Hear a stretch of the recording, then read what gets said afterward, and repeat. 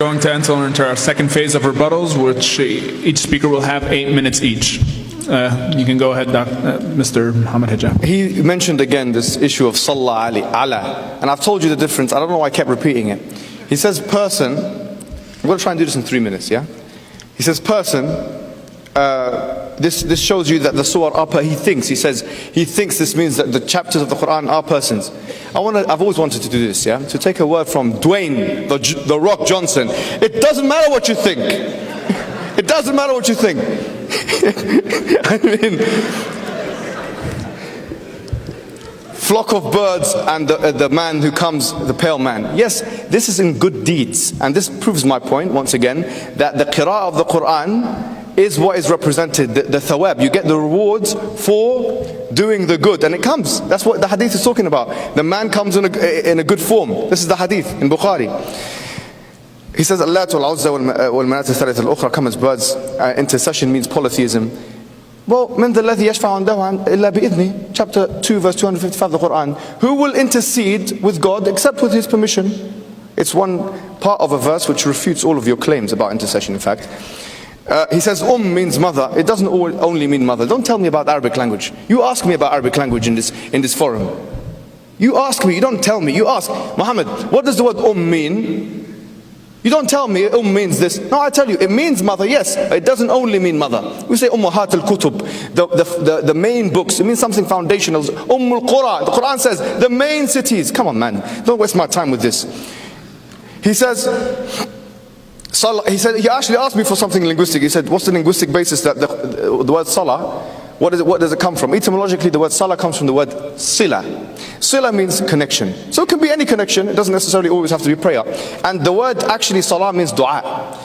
Yes, this is the root word, but it comes from the etymological root word sila, which means connection. It could mean any connection. Silatul Rahim, for example, connecting with your family members. You don't know these things. He says the Quran gets the Trinity wrong, and he's talking about chapter 5, verse 116 of the Quran, where it talks about, did you tell your mother that you can take two of us as lords beside God? It's not talking about the Trinity in this verse. Where does it say this is the Trinity and then describe it?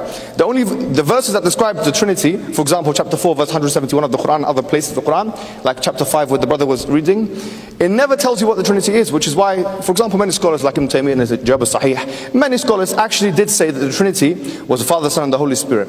But some scholars differed with them in exegesis. It doesn't matter. The word three in Arabic, thalatha, means all of the kinds of trinities that all of the Christians have ever believed in all of history. So the word thalatha in Arabic is all comprehensive.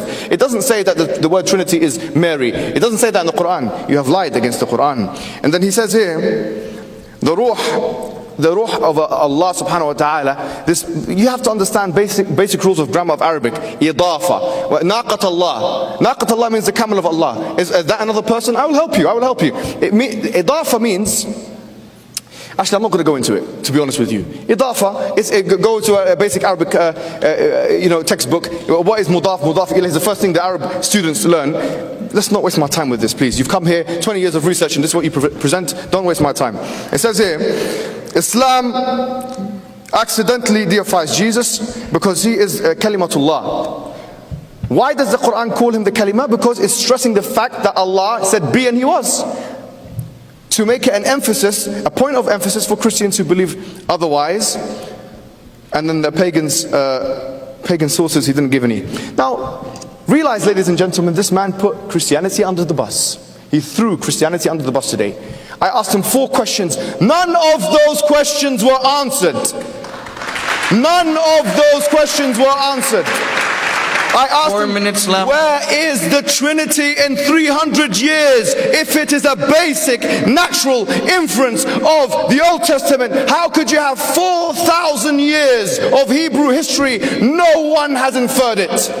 If it's a natural reading of the New Testament, how comes you have 300 years? 300 years.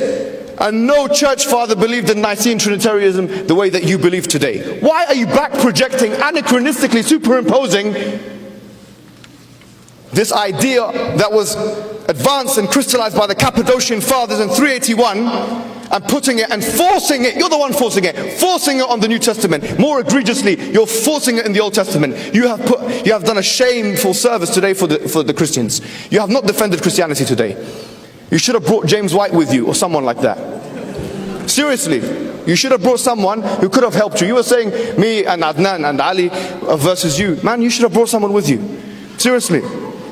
What's going on here? 20 years of attacking Islam. 20 years of attacking Islam. 99% of your content is anti-Islam. And all of those things you brought today were dismissed in 4 minutes. You couldn't handle the questioning. I gave you 4. I gave you 4 questions. I did the service, sir, of answering all of your questions. You didn't even answer one of mine. How dare you? How dare you? What is this? Seriously. And the reason why, once again, I apologize to all the other Christians here. Why? This man has made mockumentaries against Islam. He's attacked Muslims, aggravated Muslims. We know his story. He's not any regular Christian, ladies and gentlemen. The Quran says, "Laysu sawa'a." The Christians are not all the same. If it was James White, I would have shown him the utmost respect. If it was William Lane Craig, I would have shown him the utmost respect. If it was any of those guys, I would have showed them the utmost respect. But this man, no.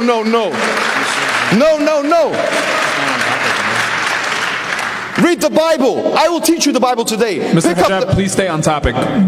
Okay, no problem. I've got 1 minute and a half. And I'm pretty much done. I can't believe it. Should I give it as a charity to him? I'll give it as a charity to you. Have a minute and a half charity from a Muslim to you. Go ahead.